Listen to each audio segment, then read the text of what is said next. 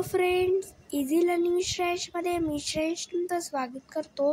आज आपण शिकणार आहोत standard 3 English poem a book speaks. चला मग व्हिडिओला स्टार्ट करूया। A book speaks.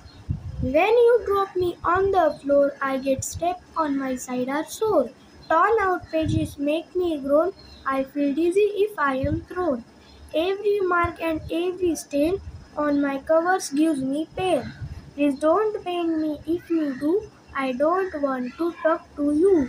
But we will both be friends together if you protect me from the weather and keep me clean so that I look a tidy, neat and happy book.